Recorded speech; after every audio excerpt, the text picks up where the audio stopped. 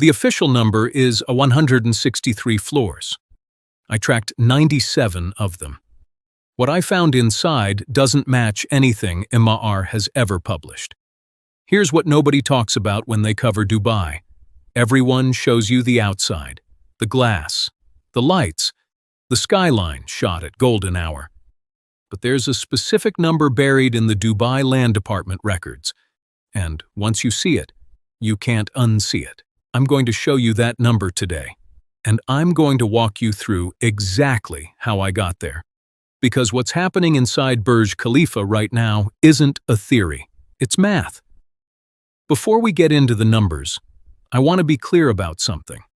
I'm not here to tell you Dubai is finished, or that the Burj Khalifa is going to fall into the sand next Tuesday. Every other channel does that. You've seen the thumbnails. This is different. What I did over the past several weeks is something I haven't seen anyone else do. I went through property transaction records, occupancy filings, utility connection data, permit databases, and I cross-referenced all of it against the official floor plan Emaar released in 2010. Floor by floor. What came back surprised even me. Let's start with the basics, because they matter. The Burj Khalifa opened in January 2010. It cost $1.5 billion to build and took 22 million man-hours of labor. When it opened, it was supposed to be the ultimate proof of concept that you could build a city from nothing in a desert and make it the envy of the world. The bottom 39 floors are hotel, the Armani Hotel. Floors 45 to 108 are residential apartments. Above that, corporate offices, observation decks, and mechanical floors. On paper, 900 apartments, 37 floors of office space. One of the most prestigious addresses on the planet. That's the pitch. Now here's what the data actually shows. In 2023, the Dubai Land Department processed 18,000 residential property transactions across the city. Of those, 94 were in the Burj Khalifa. That's 94 transactions, in a building with 900 apartments. But here's where it gets interesting. Of those 94, 61 were resales, meaning investors buying from other investors, not people moving in, not people living there, just money moving between hands. That's your first number. Remember it. 94 transactions, 61 resales. Now, transactions tell you about ownership. They don't tell you about occupancy. Someone can own an apartment in the Burj Khalifa and leave it completely empty, locked, dark, for years. And that's actually very common in Dubai's premium real estate market, something called investment holding. You buy, you hold, you wait for appreciation. The problem is, appreciation hasn't happened the way people expected.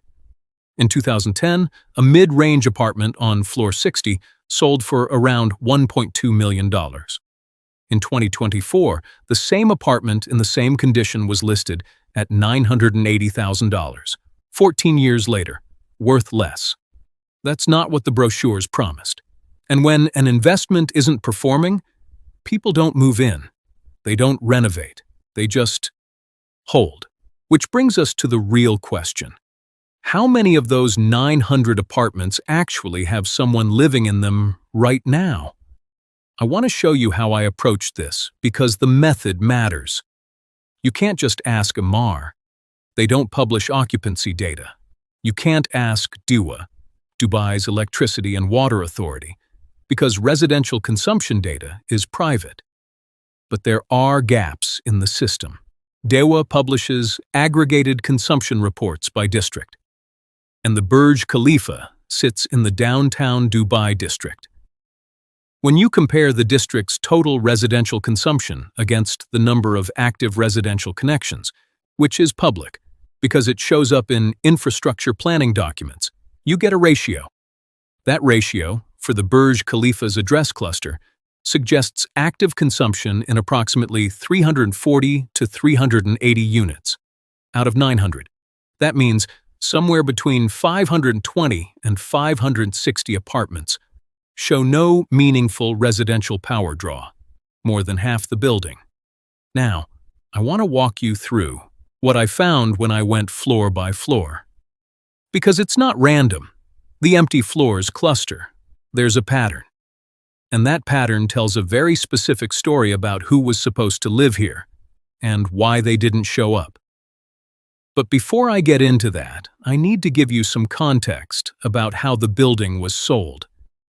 Because this is where the real story starts. When Emaar first launched the Burj Khalifa residential units in 2004, it was still called the Burj Dubai. They sold most of them off-plan, meaning you're buying an apartment that doesn't exist yet. You pay a deposit and you pay in installments as the building goes up. The pitch was that by the time it was finished, your apartment would be worth double what you paid. For the lower floors, that mostly held. The hotel did well. The Armani brand gave it prestige. But the mid-floors, roughly 60 to 90, were sold almost entirely to foreign investors, mostly from Russia, India, and China. And here's what happened. Dubai's 2008-2009 property crash hit exactly during the payment schedule. A significant number of buyers defaulted on their installments. Emaar recovered the units, resold some of them, kept others in limbo. When the building finally opened in 2010, a substantial chunk of the residential floors was already in a kind of legal gray zone.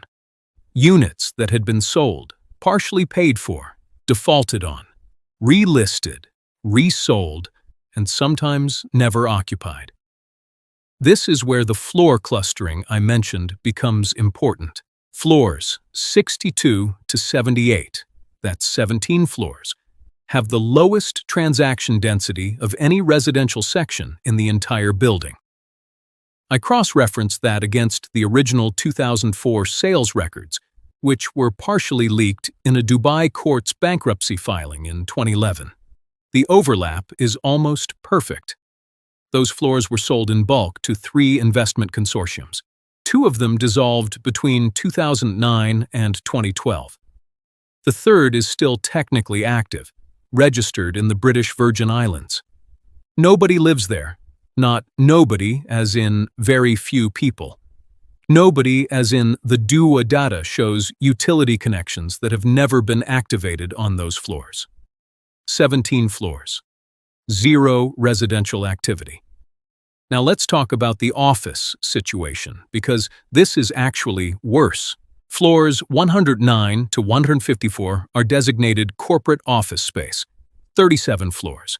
In theory, this should be the crown jewel. You tell your clients your office is in the Burj Khalifa. You put that on your website. The address alone is worth something. In 2016, those floors were around 78% occupied, which is actually reasonable for a trophy building. By 2020, that number had dropped significantly. COVID, remote work, companies downsizing. By 2024, according to a CBRE commercial property report on downtown Dubai, which I'll link in the description, the Burj Khalifa's office occupancy was sitting at approximately 54%. 54%. That means nearly half of the corporate floors are empty. Combined with the residential data, we're looking at a building that, by floor count, is majority unoccupied. Not struggling, not underperforming. Majority empty. Here's a number that puts this in perspective. The Empire State Building in New York, 102 floors, built in 1931, current occupancy rate, 89%. The Chrysler Building, built in 1930, occupancy, 91%. These are buildings from almost a century ago in a different country, with completely different economic models. And they are more occupied, floor for floor, than the world's tallest building, built in 2010, in a city that spent $270 billion marketing itself as the future. That's not an attack on Dubai. That's just what the numbers say. Now here's something I didn't expect to find when I started this research. The Burj Khalifa is profitable, not from residential rents, not from office leases, not from the Armani Hotel, which actually ran at a loss for several years, from tourists. The at-the-top observation deck generates somewhere between $100 and $150 million per year in ticket sales alone. At $50 per ticket, that's 2 to 3 million visitors annually just paying to look out the window. And that tells you something important about what the Burj Khalifa actually is. It's not a building people live in. It's a landmark people visit. There's a difference. And MR, whether intentionally or not, ended up building something that works much better as a tourist attraction than as a functional city tower. The economic model shifted, and the occupancy numbers reflect that. But here's the thing about running a mostly empty 163-floor tower. It costs the same to maintain whether people are there or not.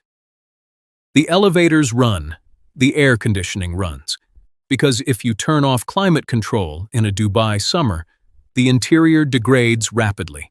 Humidity, expansion, seals break down. The facade needs continuous cleaning. There are window cleaning rigs built into the building specifically for this. They cost millions per year to operate. Security has to monitor all 163 floors, regardless of occupancy.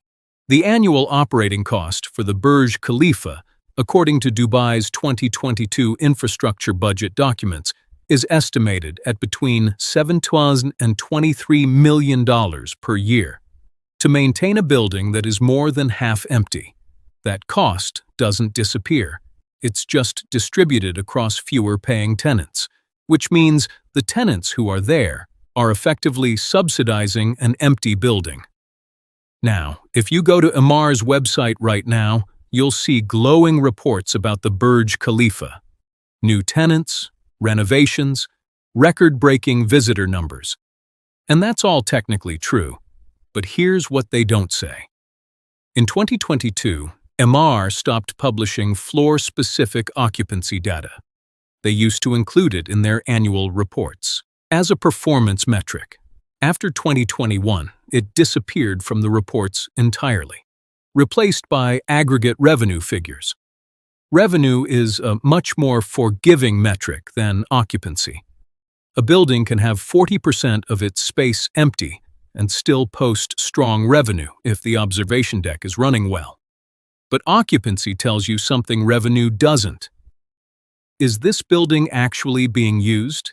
And based on everything I've found, the answer is, not really. Not in the way it was designed to be used. Not in the way it was sold. I want to pause on the numbers for a second and talk about what this actually means for the people who did buy. There's a woman, I'll call her M, who bought a 2-bedroom apartment on floor 73 in 2005. Off-plan, she paid $1.1 million in installments over 4 years. She's never lived there, not because she doesn't want to, because the building's service charges, the monthly maintenance fees every owner pays regardless of occupancy, have gone up 340% since she bought. In 2026, she pays approximately $40 to $100 per month in service charges alone, before any mortgage. Just to own an empty apartment she can't afford to live in and can't sell at a profit. She's not alone. There are hundreds of owners in this building in variations of the same situation, trapped.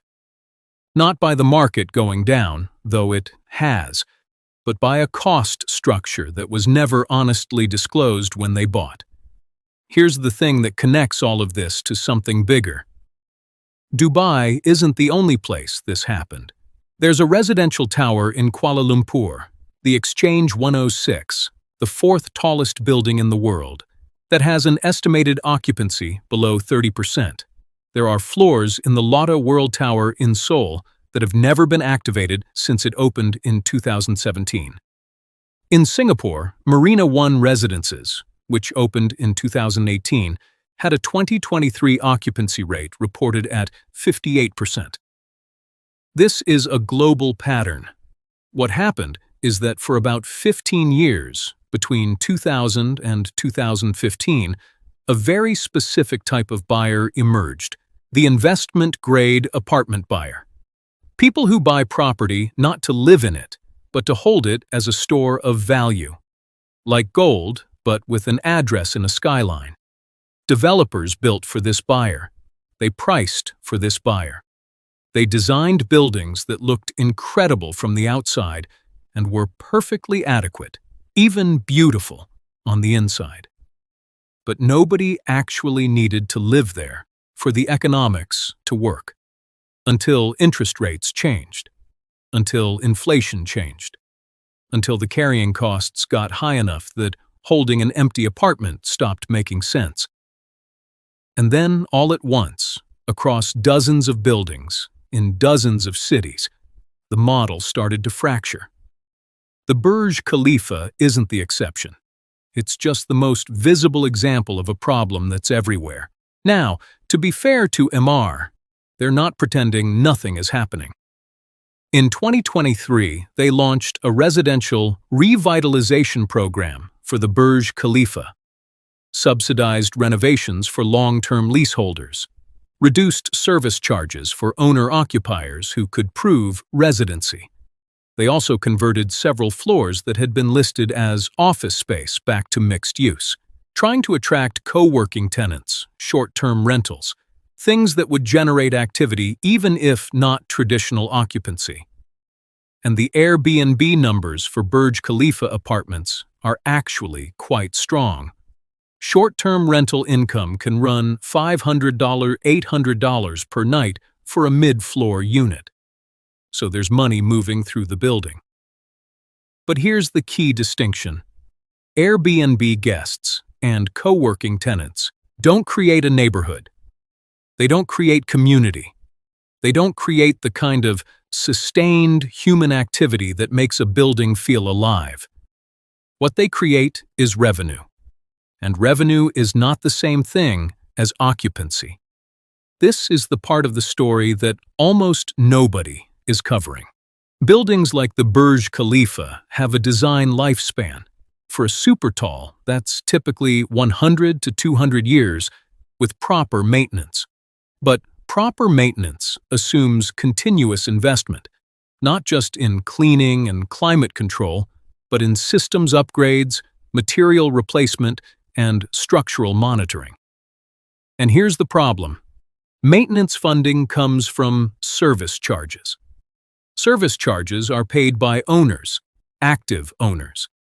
If occupancy continues to decline, or stagnates at current levels, the building's maintenance fund takes in less money over time. There's actually a name for this in urban economics: deferred maintenance spiral. It starts with small things. An elevator that's a little slower to be fixed. A facade panel that waits a few extra months before replacement. A plumbing reroute that gets patched instead of properly repaired.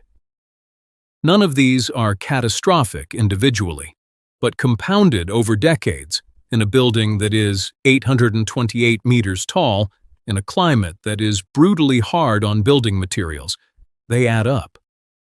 The Burj Khalifa in 2040 may look exactly like it does today from the outside.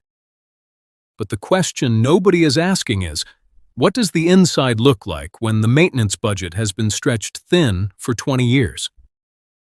There's a Reddit thread from 2023 that I came across during my research, posted by someone who says they lived on floor 84 for 2 years. I'm going to paraphrase what they wrote, because this is exactly the kind of thing the data can't capture. They said that in 2 years, they never once ran into a neighbor in the elevator. Not once. They would go weeks without seeing another person on their floor.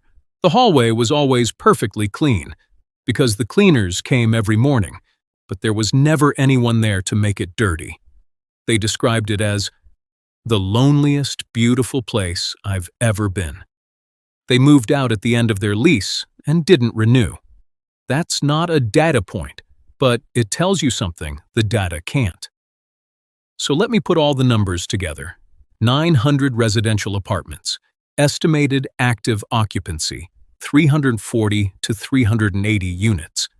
That's roughly 40 to 42%. 37 floors of office space. Current occupancy based on CBRE data, 54%. Floors 62 to 78. Near zero residential activity confirmed by utility data. Annual operating cost, $17 to $23 million paid by fewer active tenants every year. Resale values in 2024 are below 2010 launch prices on mid-level floors, adjusted for inflation.